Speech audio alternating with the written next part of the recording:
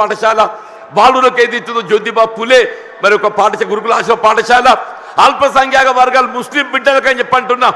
ఎన్నడూ ఊహించినటువంటి ఒక విద్యా సదుపాయాలు కల్పించాలని చెప్పని ఇవాళ ముస్లిం బిడ్డలకు ఏదైతుందో, అల్పసంఖ్యాక వర్గాలకు ఏదైతుందో మైనారిటీ స్కూల్స్ ఏర్పాటు చేయడం, ఎస్సీ ఎస్టీ అని చెప్పంటున్నాను. ఇవాళ వాస్తవంగా తెలంగాణ రాష్ట్రానికి గిరిజన బిడ్డలు ఏదైతుందో బీఆర్ఎస్ పార్టీ మనం కూడా చెప్పంటున్నాను.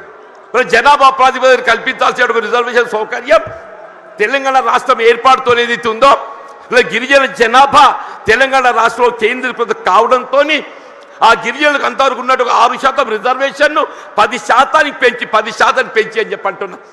ఇలా విద్యా ఉద్యోగాలలో గిరిజన బిడ్డలు వాళ్ళ లంబాడా కానివ్వండి, ఆదివాసీ కానివ్వండి, ఎవరికైనా ఏదైతుందో వారి భవిష్యత్తు నిర్దేశించినట్టు ఒక గొప్ప మరి నాయకత్వం కేసీఆర్ గారు అని చెప్పక తప్పదని చెప్పంటున్నా. ఇలా వాస్తవంగా ఈ దేశానికి ఏదైతుందో అన్నం పెట్టే రైతుకు సాగునీరు కావాలని చెప్పంటున్నా. ఉచిత విద్యుత్ సదుపాయం ఏదైతుందో గతంలో నిర్దేశిత వేళలో విద్యుత్ అందింపజేస్తే వీళ్ళు ఏ విధమైనటువంటి ఒక ఆంక్షలు లేకుండా 24 గంటలు ఏదైతుందో రైతాంగానికి ఉచిత విద్యుత్ కల్పింపజేసిన ఒక ఘనత బీఆర్ఎస్ పార్టీ అధ్యక్షుల అధినేత కేసీఆర్ గారికి దక్కుతుందని చెప్పంటుండే.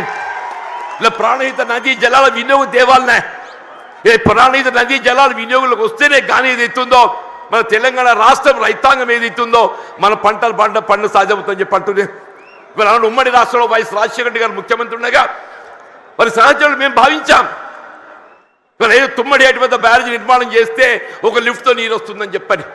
కానీ మహారాష్ట్ర ప్రభుత్వం ఏదైతుందో వాళ్ళు సహకరించలేకపోవడంతో 152 మీటర్ల ఎత్తుతో నిర్మాణం చేయాలని తలపెట్టినట్టు ఒక బ్యారేజ్ 145 మీటర్ల ఎత్తుతోనైనా కానీ ఇదే పెద్ద కేసీఆర్ గారు ఏదైతుందో మహారాష్ట్ర ప్రభుత్వం ఒప్పందం చేసుకోవడంతో పాటుగా దిగువ 100 మీటర్ల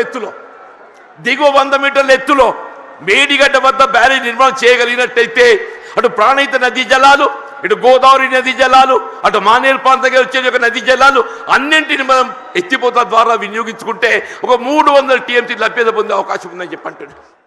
మరి ఆ విధంగా ఒక దశాబ్ద కాలంలో కేవలం ఒక దశాబ్ద కాలంలో వీళ్ళ కాళేశ్వరం ప్రాజెక్ట్ నిర్మాణం పూర్తి చేయడమే కాదు దాని ఫలాలు కూడా మనకు అందింపజేయడం జరిగిందని చెప్పంటుండే. ఏమైందా వీళ్ళ కేసీఆర్ గారు జగిత్యాలకు వస్తున్నారని చెప్పంటే నిన్నటి దాకా నిద్రపోయిన ముఖ్యమంత్రి రేవంత్ రెడ్డి గారు ఇవాళ బయలుదేరిండి అని చెప్పంటున్నారు. మేడిగడ్డ బ్యారేజ్ ఒక 2 పిల్లలు గుంగినే SLBC Srisailam left bank canal అని చెప్పంటున్నాడు. నిర్మాణ దశలో కృంగిపోయి 8 మంది కార్మికులు చనిపోతే కనీసం శవాలు వెలికి చేయలేకపోయింది అని చెప్తున్నా. శవాలు వెలికి చేయలేకపోయింది అని చెప్పంటున్నా. 2 పిల్లలు కృంగిపోతే అసలు బ్యారేజ్ విలువ 4000 కోట్లు, ఆ 2 పిల్లలు కడితే 400 కోట్లు అవుతాయని చెప్పి అంటున్నా. ఎక్కువ మీకు అన్నారం సుందరం ఇంకో 100 కోట్లు అవుతాయని చెప్పి అంటున్నా. ఇలా 2 సంవత్సరాల కాలం ఏదైతుందో ఏదో ప్రకృతి సహకరించింది అదృష్టం. మన కరువు సమస్య ఉత్పన్నం కాలేదు. రేపేదైతే ఎల్లినో ప్రభావం నిజంగానే కరువు వచ్చినట్టయితే మన భవిష్యత్తు ఏం కావాలి? కరువు వస్తే మన భవిష్యత్తు ఏం కావాలని చెప్పి అంటున్నా. అదే పెద్దలు కేసీఆర్ గారు ఏదైతే జగిత్యాల పట్టణానికి వస్తున్న సందర్భంగా రేవంత్ రెడ్డి ఏదైతుందో నిద్ర లేచినట్టు నటిస్తుందని చెప్పి అంటున్నా. ఇక తుమ్మడి అంటే వేరే అటే పోయిందా? నీకు నిజంగానే సిన్సియారిటీ ఉంటే వీళ్ళు 3 సంవత్సరాలు గడుస్తుందా తుమ్మడి బ్యారేజ్ నిర్మాణం చేయగలుగుతూ కదా, ఎందుకు చేయలేకపోయినా చెప్పంటున్నాను. వీళ్ళు నిన్నటి వరకు ఏదైతుందో వీళ్ళు ఏ కాళేశ్వరం కూళేశ్వరం అని మాట్లాడిండే, వీళ్ళు అదే కాళేశ్వరం అదే మేడిగడ్డ ఏదైతుందో మన భవిష్యత్తు ఏదైతుందో మనకేది అండగా ప్రాజెక్టే మేడిగడ్డ కాబోతుందని చెప్పంటున్నాను. ఇలా మన భవిష్యత్తు రైతాంగమే కానీ ఇలా త్రాగునీటి సదుపాయమే కానీ పారిశ్రామిక అవసరాలే కానీ హైదరాబాద్ త్రాగునీటి అవసరాలే కానీ అన్నింటికి ఏదైతుందో అదే మేడిగడ్డ మనకు జీవనాధారం కాబోతుందని చెప్పి అంటున్నాను.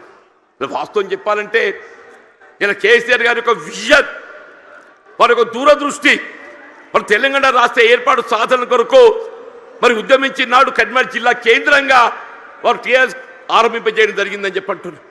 అందరూ ఆశ్చర్యపోయిండు. ఇదేంటి అందరూ మర్చిపోయిన తెలంగాణ నినాదం ఈయన లేవనెత్తుతుందని చెప్పారు. ఒంటరి పోరాటం ఆయన ఒక్కరు బయలుదేరితే యావత్ తెలంగాణ సమాజం ఆయన వెంట నడిచిందని చెప్పి అంటున్నారు. యావత్ తెలంగాణ సమాజం ఆయన వెంట నడిచి తెలంగాణ సాధ్యమైందని చెప్పి అంటున్నాం. అదే తెలంగాణ రాష్ట్ర నిర్మాణం కొరకు ఏదైతుందో దశాబ్ద కాలం పాటుపడ్డారు. వీళ్ళ కాంగ్రెస్ వచ్చి ఏదో మేలు చేస్తా చెప్పి అనుకున్నామే, అది పక్కన పెట్టిండే. ఇలా తిరోగమన చర్యగా ఏదైతే ఉందో తిరోగమనం పడుతుంది. మళ్ళీ తెలంగాణ